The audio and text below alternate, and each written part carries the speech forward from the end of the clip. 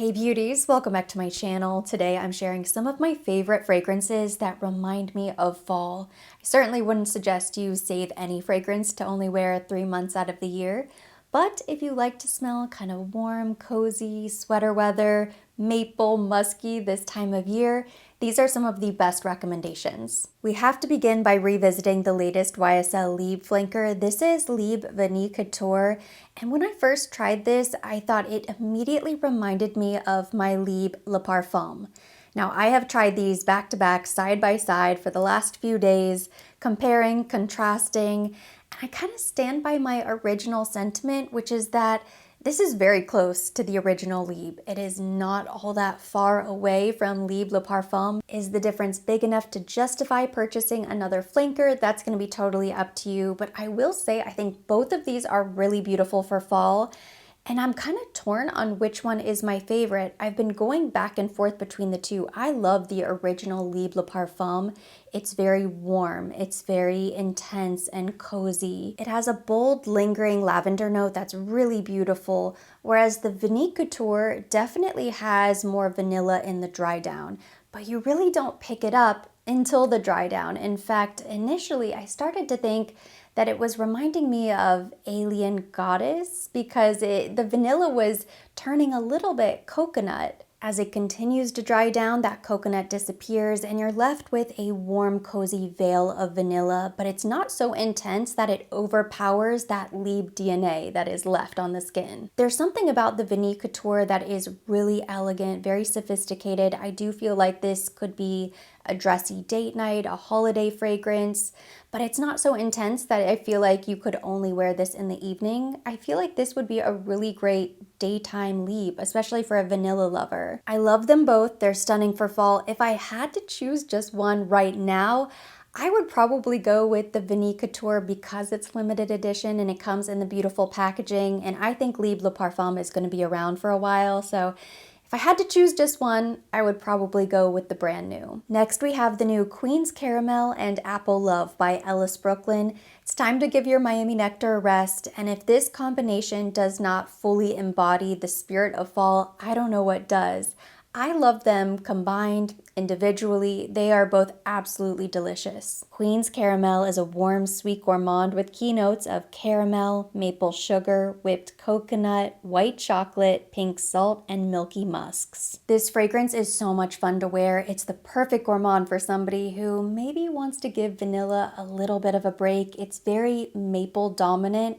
Smells a bit like crispy burnt sugar, a little bit creme brulee. It immediately makes me think of the state fair or a local carnival when you're just walking around with your friends with your sweaters on. It smells like realistic ooey gooey caramel. It's sugary sweet, and yet it's not too sweet. I don't know how they did it. If you want to add a bit of complexity and take it out of just sweet treat territory, it's great to layer Queen's Caramel with Apple Love. This is a floral amber gourmand fragrance with keynotes of red apple, peach skin, plum blossom, sugarcane, and vanilla.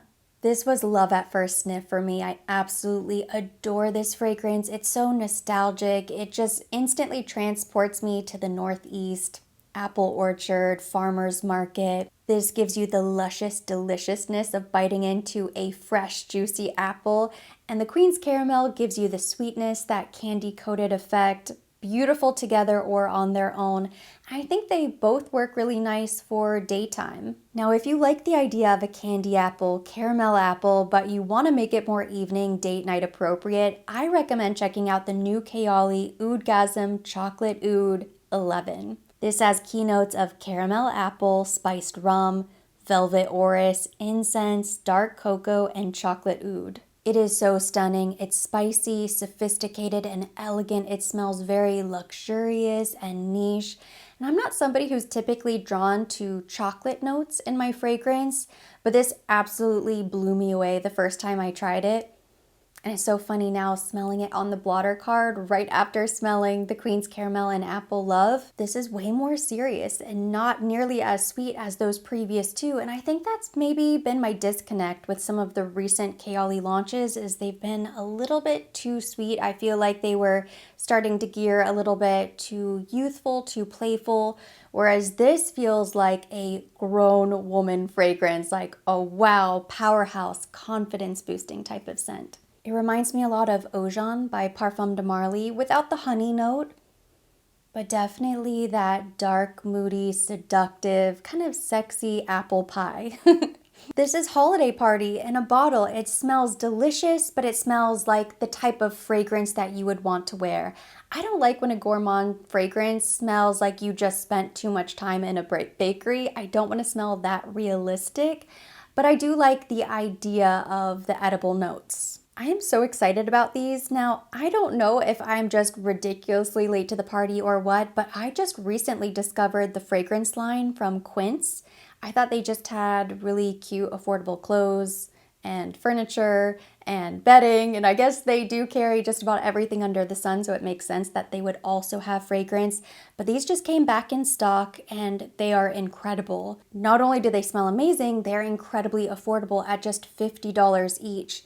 Now, it does say on the website that they are inspired by some of the more expensive luxury niche fragrances, but I actually think they stand out on their own. They just smell really good and they last a ridiculously long time, and these are two of my favorites for fall. Les Cerises, or the Cherries, inspired by Tom Ford, has keynotes of cherry, almond, tonka bean, sandalwood, cedarwood, and vetiver. I really love anything that's cherry almond. It's just one of my favorite combinations. It's so good. It has that delicious, sweet, kind of candy cherry scent right away. When I wear this fragrance and it dries down, I don't think of Tom Ford Lost Cherry. I just think it smells like one of the best, like just the best cherry fragrances that I've ever tried. And maybe that's because I'm thinking of Cherry Stem, which I recently just tried at Sephora. That's the new launch from Fleur. And I was comparing the two. Price-wise, this is obviously way better, but I actually just think it just smells even better. And the price is better. And what I like about both Cherry Stem and Les Cerises is that it's not overcomplicating cherry. If you love cherry in your fragrances, then you kind of just want to smell the cherry, and you don't want it to be paired with something super smoky or too musky or too sickeningly sweet. You just want to smell the fruit. And this really does smell like a slightly musky, almondy cherry. And the dry down is absolutely beautiful. It lasts for hours on the skin. And then Oud Rouge, inspired by Maison Francis Kurkdjian, has keynotes of jasmine, saffron, amberwood, cedar, and resin. The notes have similarities: the jasmine, saffron. This is amber wood, not ambergris. Oud Rouge does not have that cotton candy, really sweet vanilla sugar note. Especially at first, they're really not similar at all. Now, once it dries down on the skin, then you can tell that it's maybe in the same neighborhood as a Baccarat, but it really just smells amazing. I love this smell. I love the original Baccarat as well, but I wouldn't even put this in the same category as a competitor. Like, I'm not wearing one or the other. Baccarat Rouge I save for evenings because it's so strong, and while this is very long lasting, I almost feel like this is a great daytime fragrance. This could be worn anytime, any place. It's very signature scent worthy, always appropriate, a bit more casual, and it just smells so addicting. There's something about it. It's not gourmand. You're not gonna smell like a delicious cupcake, but there is something that just draws you in, and I cannot get enough of this. I wore this the other day because I've been testing out these Quince fragrances, and I woke up the next morning and I could still smell it on my skin. I woke up and I'm like, that smells so good. And it was this fragrance. Unbelievable how long lasting this is. And when it dries down on the skin, it just gets better and better and better. Beautiful. And now we are pivoting to some luxury niche recommendations. If you like to smell milky, musky, warm, and cozy for fall winter, you are absolutely going to love House of Dastan You. I believe this is exclusive to Max Aroma, and because it's Max Aroma, it isn't outrageously expensive. I do have a promo code that you can use site-wide, but this has been one of my favorite new fragrance discoveries of the year. I don't think it launched in 2025, but it's definitely not old, and I feel like I don't hear anybody talking about it, or I didn't know about it. Keynotes include bergamot, pear, cinnamon, coriander, jasmine, milk, fig, white chocolate, freesia, sandalwood, tonka, and cedar. It's so smooth and creamy. It has some of my all-time favorite notes.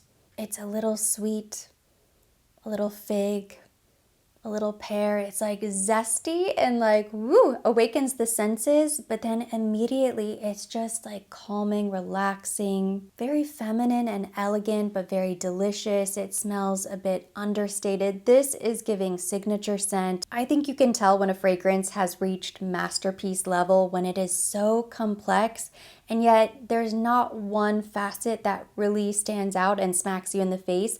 Like, I love how this fragrance has delicious edible notes, but I wouldn't say this is a gourmand. It's not overly floral. It's not overly woody.